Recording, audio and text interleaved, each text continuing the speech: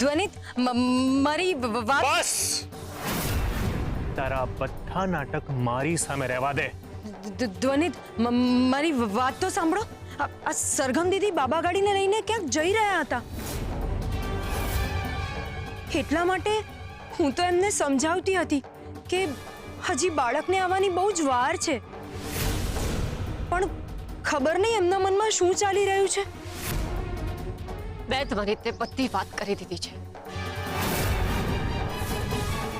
કહ્યું હતું ને મેં તમને કે જો તમે કોઈને કંઈ પણ કહેશો તો હું આ બાળકને જીવતું નહીં રહેવા દઉં. આ બાળક તારી એકલી નથી, આ બાળક અમારું પણ છે. અને ધ્વનિત પ્લીઝ પ્લીઝ પ્લીઝ નહીં રહેવા દો. ધ્વનિત શું થયું? આરોપ સરગમને બ્લેકમેલ કરી રહી છે. એ કહી રહી છે કે એ જે કહે એમ સરગમ નહીં કરે તો એ બાળકને નુકસાન પહોંચાડશે. રૂપ, તું આ શું કરવા માંગે છે? તું એક માં થઈને બાળકને હાનિ પહોંચાડીશ? મહેરબાની કરીને મને સમજાવવાની જરૂર નથી. હાય હાય, અમે તો તને કેટલી ભોળી સમજતા હતા, પણ તું તો કેટલી ખતરનાક નીકળી એનો અંદાજો પણ નહોતો. અરે ખતરનાક તો આ છે. એમણે જે કર્યું એ તમને નથી દેખાતું? તું મારા વિશે ખોટું વિચારી રહી છે. મેં તારું ક્યારે ખરાબ નથી વિચાર્યું. જુઠ્ઠું. તમે પણ જુઠ્ઠા અને તમારી વાતો પણ જુઠ્ઠી.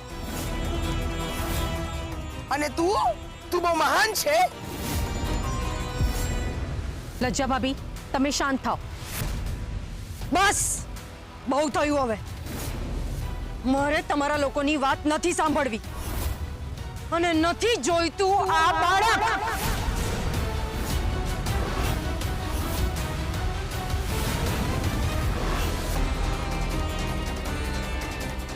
રૂપ રૂપ! રૂપ રૂપ રૂપ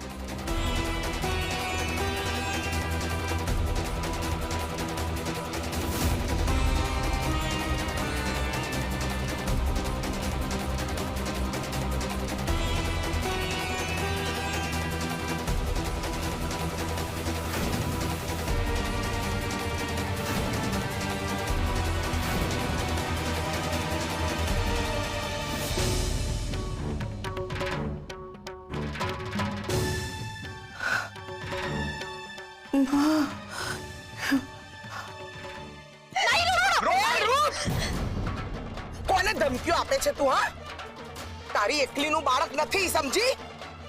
અરે તને આ ઘરમાં જગ્યા આપી, ગામડાની છોકરીને આ ઘરની વહુ બનાવી અને તું આવી રીતે બદલો આપીશ? શું થયું છે મોટી બા? અત્યાર સુધી આપણે બધાને એવું લાગતું હતું કે આ સરગમને માનસિક અસર થઈ છે, પણ આ રૂપ એની પાસે બધું કરાવી રહી હતી.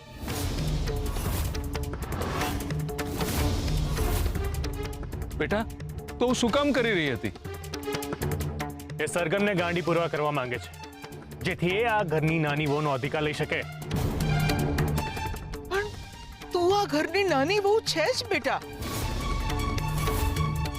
અને તારો એ અધિકાર કોઈ નહીં લઈ શકે. તો એકવાર તારા મગજમાંથી આ બધું કાઢીને જો. અહીંયા કોઈ તારો દુશ્મન નથી, બધા જ તને પ્રેમ કરે છે. તમને બધાને સરગમ દીદી સાચા અને હું ખોટી લાગુ છું ને? હવે મારું આ દુનિયામાં કોઈ નથી રહ્યું, એટલે એક અનાથ છોકરી સાથે તમે બધા અન્યાય કરી રહ્યા છો. અમે તારી સાથે અન્યાય કરી રહ્યા છીએ? હા, કરી જ રહ્યા છો. અરે તમારા બધા કરતા તો એમ સારો હતો. કમસે કમ મારી સામે એને મને છરી મારી હતી. અને તમે બધા મારી સામે સારા હોવાનું નાટક કરો છો અને પછી મારી જ પીઠ પાછળ ગા કરી રહ્યા છો. હવે મારું આ દુનિયામાં કોઈ નથી રહ્યું.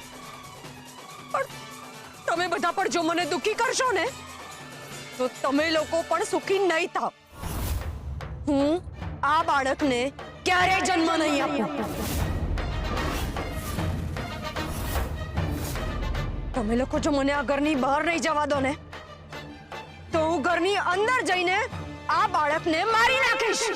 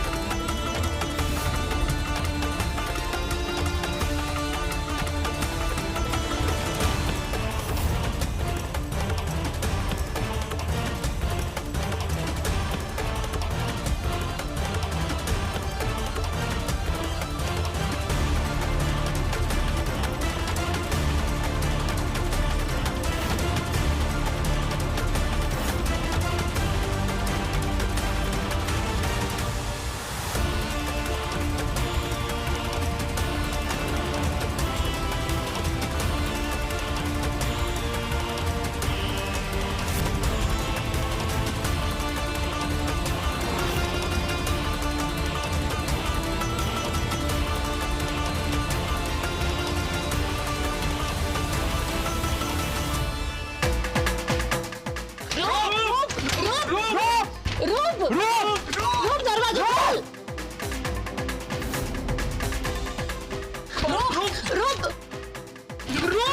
રૂપ દરવાજો ખોલ.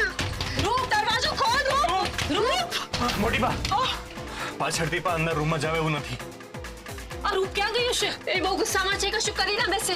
અરે અંદર ઇન્દુબેન પાસે કોઈ રહેવું પડશે, એકલા છે, કારણ કે હવે એમનું બોડી હલનચલન કરવા લાગ્યું છે.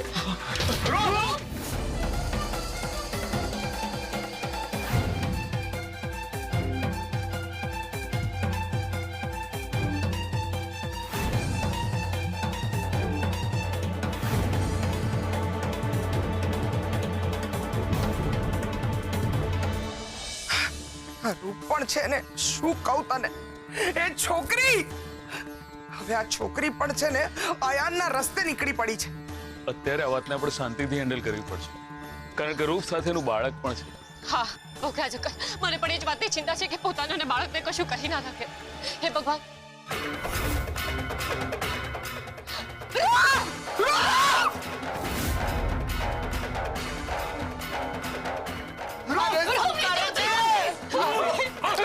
હવે મારે આ દુનિયામાં નથી રહેવું, મારું કોઈ નથી રહ્યું આ દુનિયામાં. તમે બધા ખોટા છો. તમે લોકો મને દુખી કરો છો ને, તો હું પણ તમને આ બાળકનું સુખ નહીં મેળવવા દઉં.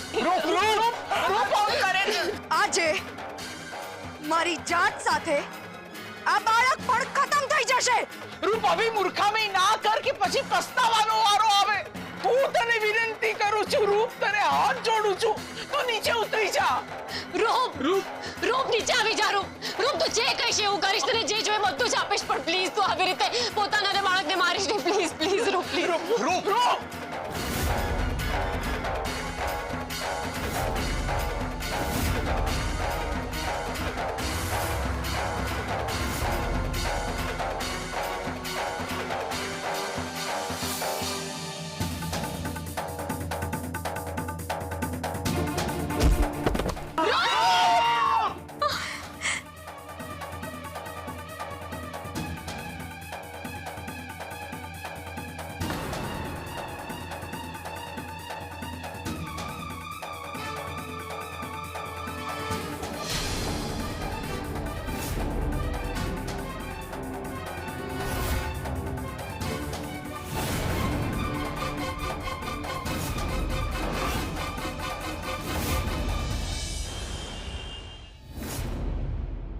Thank you Indu aunty, thank you so much. તમારા કારણે આજે રૂપનો જીવ બચી ગયો. મારા કારણે નહીં, આ જે કંઈ પણ થયું છે ને એ તારા કારણે થયું છે. તે આજે મને જે ચરણામૃત પીવડાવ્યું ને એના કારણે મારા શરીરમાં દિવ્ય શક્તિનો અનુભવ થયો હોય ને એવું લાગ્યું. ઇન્દુબેન, હું બહુ જ ખુશ છું કે તમે સાજા થઈ ગયા. ભગવાને મોટીબાની પ્રાર્થના સાંભળી લીધી. જાઓ, હવે તમે જઈને આરામ કરો. ના, હવે મને આરામની જરૂર નથી. અટાણે મને ઠીક લાગે છે. મારે રૂપને મળવું છે. ના, પણ કેમ? કારણ કે મોટી બાએ એ રૂમમાં જવાની ના પાડી છે. મોટી બા રૂપને શાંત પાડી રહ્યા છે. એ રૂપ સાથે ત્યાં અંદર રૂમમાં છે. હું એટલું તો જાણતી હતી કે રૂપ સરગમને નફરત કરે છે, પણ શેના હાટું એની મને નહોતી ખબર. એને ગેરસમજ થઈ છે કે સરગમે એનો બાળક માટે ઉપયોગ કર્યો. હા, કારણ કે જ્યારે સાવકારે રૂપ પર હુમલો કર્યો હતો ત્યારે રૂપને લઈને સરગમ અને ધ્વનિત સિટી હોસ્પિટલમાં ગયા હતા. ત્યાં ડોક્ટરે કહ્યું હતું કે મા અને બાળક બંનેમાંથી એકને જ બચાવી શકાશે. અને ત્યારે સરગમે એવું કહ્યું કે બાળકનો જીવ બચાવો. આવી પરિસ્થિતિમાં કોઈ એવું કે, પણ હું કહું છું કે માનો જીવ બચાવો. અને રૂપે અડધી જ વાત સાંભળી કે બાળકનો જીવ બચાવો.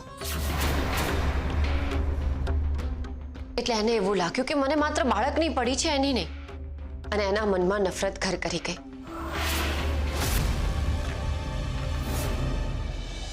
આજ સુધી તમારા ઘરમાં મેં ઝઘડા કરાવ્યા, તમારા ઘરને મેં પ્રોબ્લેમમાં મૂક્યું, પણ આજે આ ઘરમાં જે મોટો પ્રોબ્લેમ આવ્યો છે ને એ પ્રોબ્લેમને હું જ સોલ્વ કરીશ. તમે ઇન્દુબેન, તમે કઈ રીતે પ્રોબ્લેમ સોલ્વ કરશો?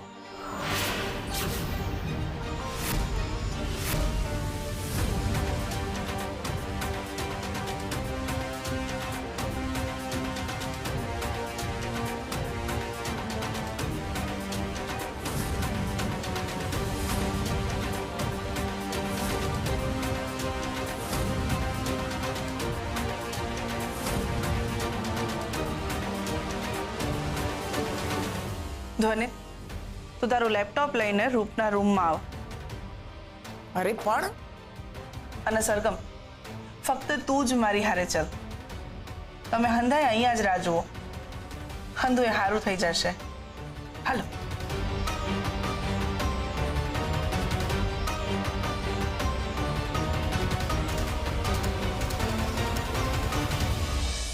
આ ઇન્દુ કોઈ રમત તો નથી રમી રહી ને? જો એને કંઈ ખોટું જ કરવું હોય તો રૂપને આત્મહત્યા કરવા દે. એણે તો રૂપને બચાવી છે.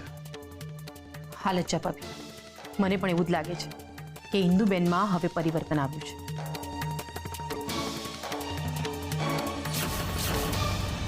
રૂપ આતે બહુ ખોટું કર્યું. ઘણી વાર આંખે જોયેલું ને કાને સાંભળેલું પણ સાચું નથી હોતું. મંથરાએ કૈકેયીના મનમાં એક ગેરસમજણનું બીજ રોપ્યું અને બદલામાં મળ્યો રામને વનવાસ. તારે શું કામ તારા જીવનમાં વનવાસ લાવવો છે?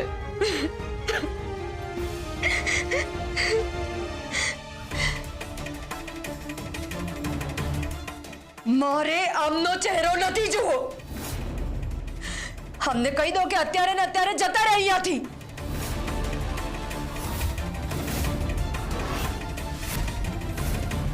હવે તને કંઈ નથી સમજાવવું. હવે તને કંઈક દેખાડવું છે. તું એ જો અને પછી નિર્ણય કર કે તારે શું કરવું અને શું ન કરવું. ધ્વનિ હજી ઊંધી કેમ ના આવ્યો?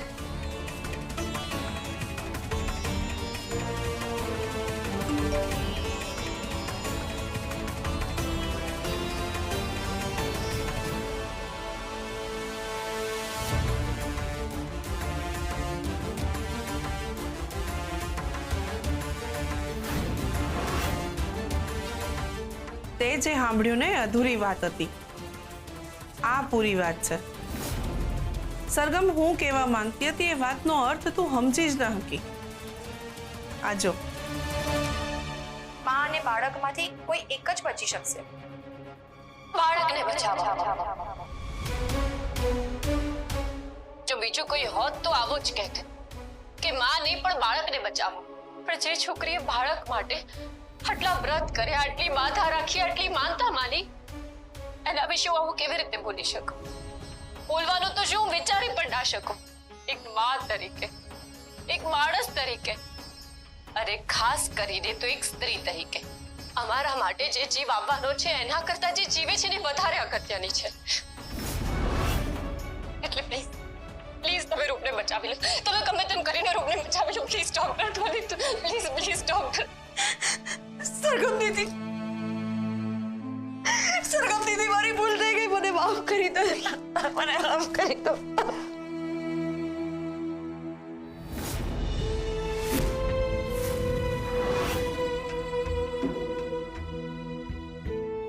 Induben, thank you so much. મોટી વાત, તમારે મારો આભાર માનવાનો જ ન હોય. હા તો તમારી જીત થઈ છે.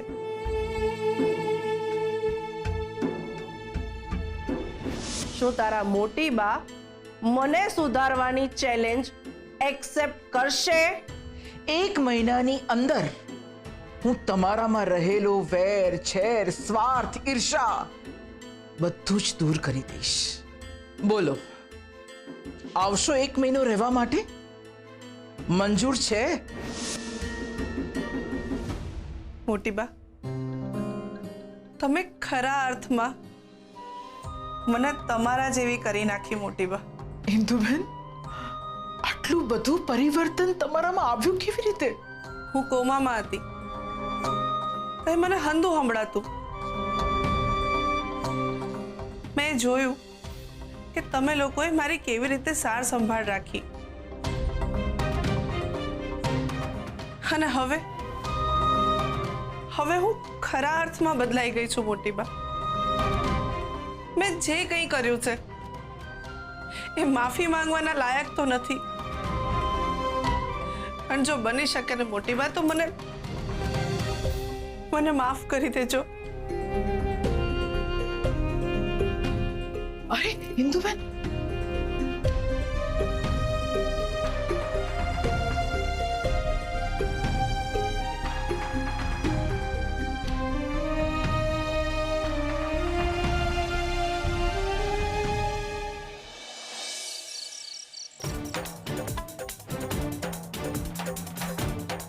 શું થયું છે લજ્જા?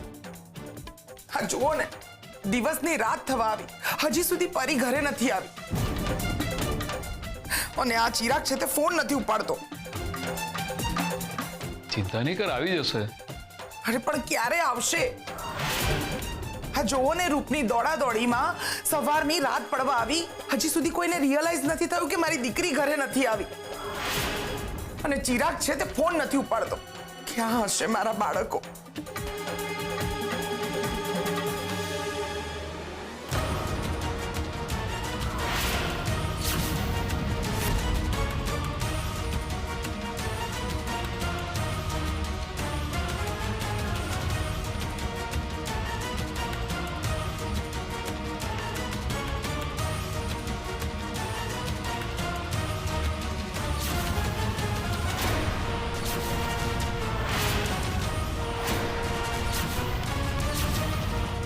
પરી, બોલ બેટા, અયાને શું કર્યું છે તને? મમ્મી, અયાને કંઈ જ નથી કર્યો. તો મમ્મી, અયાને ગુંડાઓથી પરીને બચાવી હતી અને એટલે જ એને ઇન્જરી થઈ છે. અયાને? હા પપ્પા, અયાન હવે બદલાઈ ગયો છે, તો આપણે એને માફ કરી દેવો જોઈએ.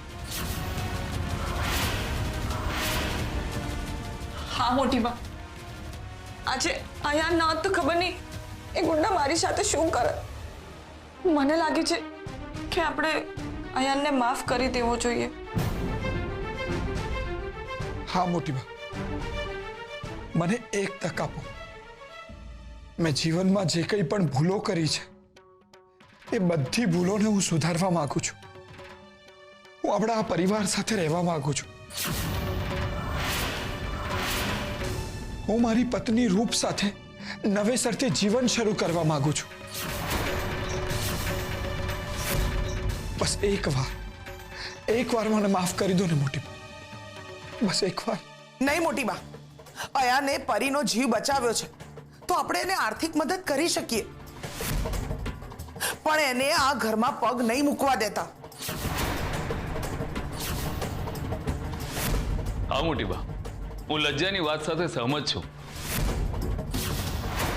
એણે જે કર્યું છે માફીને લાયક તો નથી, પણ એણે આપણી પરીનો જીવ બચાવ્યો છે અને આપણી ઉપર ઉપકાર કર્યો છે, એટલે આપણે એને થોડી મદદ તો કરી શકીએ. તમે લોકો કોઈ પણ નિર્ણય લો એ પહેલા હું તમને બધાને જાણ કરી દઉં, હું હવે આ માણસ સાથે રહેવા નથી માંગતી. એટલે જો તમારે એને અહીંયા રાખવું હોય ને તો તમે લોકો રાખી શકો છો, પણ હું અહીંયાથી જતી રહીશ.